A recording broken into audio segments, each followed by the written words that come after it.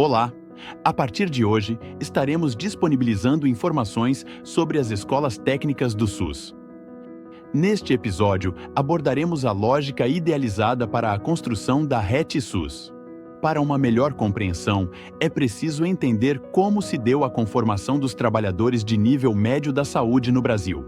Na história da saúde do Brasil, durante muito tempo, o atendente de enfermagem liderou de forma hegemônica entre os postos de trabalho. E quem era o atendente de enfermagem? Um trabalhador da saúde sem a devida qualificação profissional. Quanto ao nível de escolaridade, mais de 50% não tinham o primeiro grau. Outros profissionais também configuravam a equipe de enfermagem de nível médio. Em se tratando de auxiliares e técnicos de enfermagem, conforme registros do Conselho Federal de Enfermagem, até 1988 estavam registrados 98.770 auxiliares de enfermagem, dos quais quase 10% foram formados através de modalidade de ensino supletivo e o maior contingente pelas vias normais de cursos autorizados pelo sistema educacional de cada estado. Como eram estas duas modalidades de formação? A via supletiva caracterizava-se por um processo de exames que eram oferecidos pelas secretarias estaduais de educação anualmente, onde os alunos que obtivessem nota mínima de 5 em cada disciplina estariam aprovados, recebendo o certificado de auxiliar de enfermagem. Quanto à via normal, o ensino era focado no conteúdo e os alunos frequentavam as aulas presenciais. A estrutura curricular adotada era de disciplinas às quais os alunos eram submetidos a avaliações teóricas e práticas. Na ocasião, tanto a via supletiva quanto a via normal foram fortemente questionadas. A via supletiva por resolver a questão legal, mas não atender à qualificação necessária ao trabalho em saúde. A via normal ou tradicional por ter um ensino rigoroso nos moldes do sistema de ensino americano, focado na alta disciplina para atingir resultados medidos através de notas, em detrimento ao desenvolvimento de competências para o exercício da profissão. Naquele momento, nos deparávamos com os seguintes problemas: enorme contingente de atendentes de enfermagem que precisava, por força de lei, ascender para auxiliar ou técnico de enfermagem. Oferta insuficiente de cursos nas escolas de cada estado brasileiro. As propostas pedagógicas praticadas até o momento não respondiam às necessidades de formação dos trabalhadores de nível médio da saúde.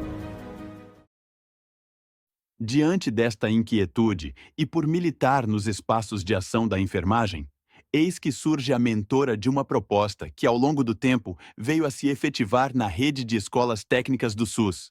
Seu nome, Isabel dos Santos.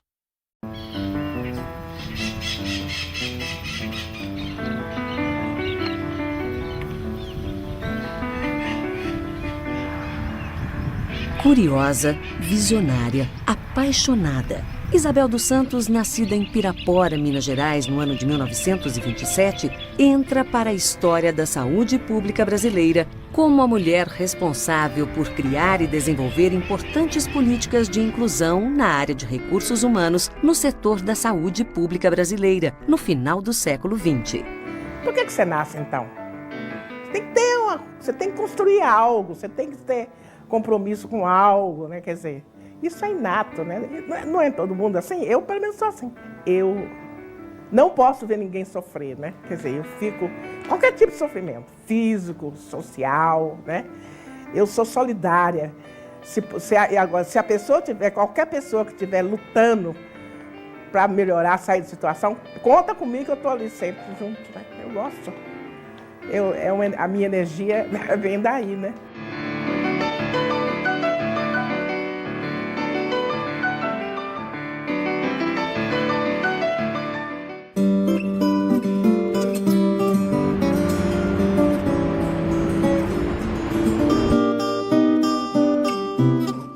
O meu processo está dentro do movimento social, né? Tanto é que o meu trabalho, isso que eu falo, ele foi demorado, ele foi um trabalho solitário, longo, de 20 anos, porque era assim, ó, eu tinha uma paciência histórica. Eu começava a fazer um trabalho, aí havia uma mudança política, vinha um idiota, derrubava tudo. Só que não chegava a zero. E aí, quando aquilo acalmava, eu voltava de novo, pegava aqueles... ia reconstruindo a partir daqueles cacos que ficou. Apesar de todos os avanços em educação, a desescolarização ainda é muito grande. E outra coisa, você tem mais, outras pessoas que são, você tem mais analfabetos funcionais, sabe como que é? Quer dizer, sabe ler, mas não sabe pensar. O sucesso, para mim, do processo educacional é você pensar você mesma, né? E não pensar com a cabeça dos outros, né? Longo, muito, 20 anos. Essa solidão horrorosa, vai e vem, vai e vem, vai e vem. Primeiro foi o método, né? Em vez de pensar como as pessoas aprendem, como ensinar, que era a tônica da pedagogia, eu falei, não, vamos primeiro pensar como elas aprendem, né? A estratégia que nós achamos foi você trabalhar em cima do processo real de trabalho das pessoas. Mesmo porque, como é que eu vou ensinar trabalho em equipe teorizando? Não posso. Eu tenho que ensinar trabalho em equipe vivenciando. Em larga escala, eu tomo ele é um apelido desse grande movimento. Era uma expressão, porque ele não era nem projeto, coisa, não tinha dinheiro. Foram muitos anos, foi muito tempo, né? Eu precisava construir um discurso contra-hegemônico. Inclusive, as pessoas tinham muita vergonha de ser professor desse processo. Elas achavam que era digno as pessoas ser professor do outro processo, né? Eu penso assim, para ser uma escola de inclusão social, ela tem que ter uma proposta, né?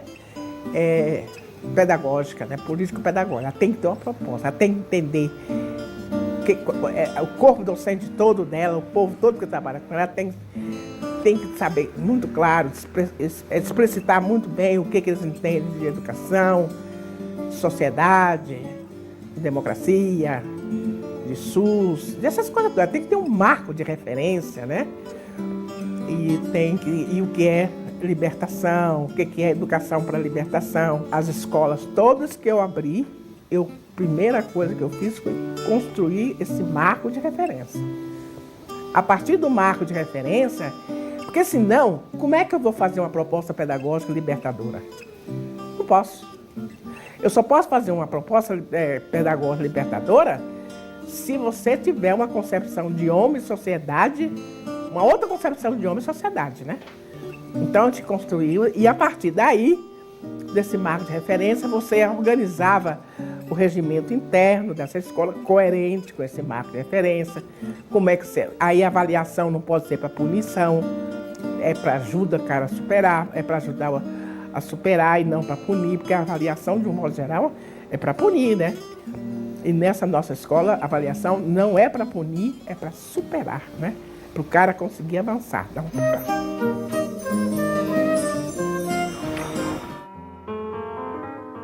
Eu sempre me pergunto muitas coisas. Aliás, tudo na minha vida, a primeira coisa que eu pergunto é a mim mesmo. O que é isso? Por que isso, né? O meio ambiente, ele é tão, para mim, ele é muito motivador e muito estimulante. Natureza, meio social, tudo. Pobreza, miséria, riqueza, tudo me impacta, né? Eu fui escolarizada muito tarde. Eu não sabia explicar as coisas porque elas aconteciam. Isso para mim era muito importante, porque chovia, porque isso, porque aquilo. Eu não tinha resposta, né? Eu só tinha perguntas, né? Me lembro que eu olhava para a cachoeira, lá tem uma cachoeira, né? Aquela água correndo permanentemente, eu dizia, mas Deus, não para, e como é que ela volta? Onde é que acha tanta água? As escolas técnicas, elas surgiram quando a gente começou a fazer o processo de formação para ser legitimado. O que eu te falei, né? Precisava ser legitimado. E que a saúde não tinha nenhuma experiência. Então fazia treinamento pontual. Apesar de ser uma escola em cima do serviço, não tirava a responsabilidade de você produzir material educacional, livro-texto, material visual, espaços, laboratórios para aquelas coisas para não ir diretamente no paciente, que podia botar risco, podia no laboratório, né? Precisava criar espaço. Aí começamos. Eu entendia que a escola técnica era um instrumento que os gestores teriam para executar uma política pública de Estado de formação desse pessoal leigo. Ele tinha que ter um processo organizado, como tem a área de agricultura, como tem a área de pecuária, né? As escolas técnicas federais de indústria, tem na área da indústria e na área da pecuária, essas escolas técnicas, né?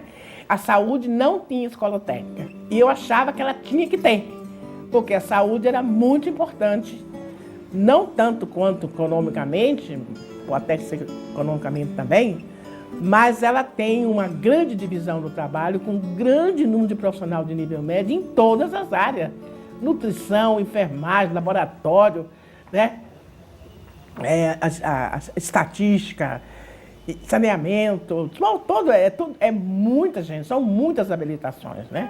E elas precisavam de um espaço organizado, legitimado pelo sistema educacional, para executar uma política pública de Estado dos gestores estaduais e municipais. Porque as escolas técnicas, isso é uma coisa que eu quero te falar, foi um dos grandes insucessos nossos, foi esse. A gente não conseguiu atingir os gestores, que era CONAS e CONASEM, né? Não conseguimos.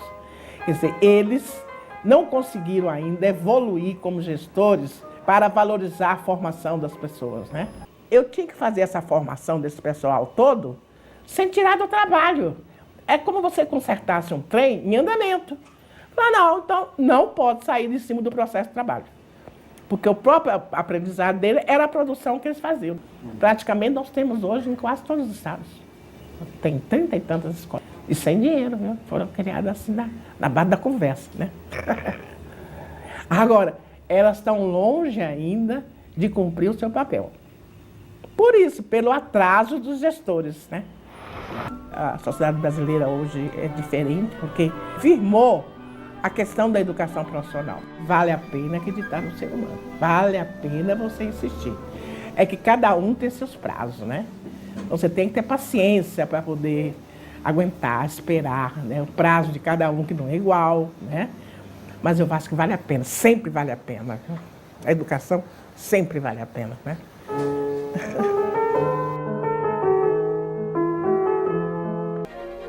Quando nasci, um anjo esbelto, desses que tocam trombeta, anunciou: vai carregar bandeira. Cargo muito pesado para a mulher, esta espécie ainda envergonhada. Aceito os subterfúgios que me cabem, sem precisar mentir. Inauguro linhagens, fundo reinos. Dor não é amargura. Minha tristeza não tem pedigree. Já a minha vontade da alegria, sua raiz vai ao meu 1000 avô. Para construir a tal proposta, foi preciso responder a muitos questionamentos. Dentre eles, quem é o sujeito da aprendizagem em foco? Primeiro, um trabalhador já inserido no serviço sem a devida qualificação. Segundo, sua inserção no serviço se deu através de indicação de algum padrinho. Qual o perfil de formação deste trabalhador? Um trabalhador, sem ou com baixo grau de escolaridade. Quanto à qualificação, ou não tinha, ou era de baixa qualificação, visto que adquiriu através de pequenos treinamentos pontuais. Seu perfil foi fortemente influenciado pelos processos educacionais tradicionais, sem reflexão e de padrões culturais arraigados em sua estrutura cognitiva que comprometiam o desempenho eficaz nas ações desenvolvidas na saúde. A partir destas reflexões e de tantas outras que vieram posteriormente, surgiu a proposta que hoje é executada na RET-SUS. As turmas são compostas por trabalhadores já inseridos na rede de serviços do SUS. As aulas acontecem dentro dos municípios de origem dos alunos. Todo o processo é pactuado entre a escola e o gestor da saúde. As aulas são planejadas e executadas no serviço ou próximo ao serviço. Há uma parceria entre a ETSUS e os gestores dos municípios. A metodologia é específica e rompe com a proposta tradicional, passando a focar na reflexão do trabalhador sobre o seu processo de trabalho e na construção coletiva de um conhecimento ressignificado apoiado na ciência. Quanto à pedagogia adotada, o material didático disponibilizado aos alunos trabalhadores é construído pela ETSUS e segue rigorosamente a especificação necessária para a condução do processo pelos instrutores. A metodologia é específica. Rompe com a proposta tradicional. Passa a focar na reflexão do trabalhador sobre o seu processo de trabalho. O conhecimento é uma construção coletiva ressignificado pela ciência. A metodologia utiliza a pedagogia da problematização. Esta pedagogia é representada por um arco e é conhecida por arco de Maguerez. O processo tem início quando o aluno é questionado sobre determinado conhecimento a partir de sua realidade, ou seja, seu processo de trabalho. Estes questionamentos configuram o primeiro marco do arco, chamado de problematização. Este primeiro momento gera muita discussão e dúvidas. A partir das respostas dos alunos, o instrutor é levado ao segundo momento, identificação do ponto-chave, ou seja, tem um diagnóstico sobre o conhecimento da turma sobre o assunto. No terceiro momento, os alunos realizam atividades que os levam a comparar o que problematizaram com a ciência, ou seja, a teorização. Neste momento, espera-se que o aluno tenha feito operações mentais de comparação entre o senso comum e a ciência, por é capaz de criar uma hipótese de solução para a problematização inicial. Após ter percorrido este caminho, espera-se agora que o aluno possa aplicar sua hipótese de solução na realidade dos serviços de saúde. Cabe aqui ressaltar a necessidade de que este instrutor seja do serviço, visto que o processo pedagógico se materializa a partir das relações que são estabelecidas entre aluno e instrutor. Este instrutor funciona como um supervisor permanente, visto que ele atua no processo de execução do curso e vivencia diariamente as experiências de mudanças e de necessidades de novas incursões para aprimorar o aprendizado. A ETSUS, apesar de ser uma escola diferente, conta com toda a infraestrutura de qualquer estabelecimento de ensino. Tem direção, coordenadores, secretaria escolar, apoio logístico. Para que a proposta seja viabilizada refletindo na melhoria da qualidade da assistência aos usuários do SUS, é preciso assegurar caminhos na legislação vigente para garantir a execução em conformidade com seus princípios pedagógicos idealizados. A sensibilidade por parte das procuradorias estaduais no entendimento destes princípios seria de grande valia no sentido de viabilizar a execução dos projetos das escolas do SUS.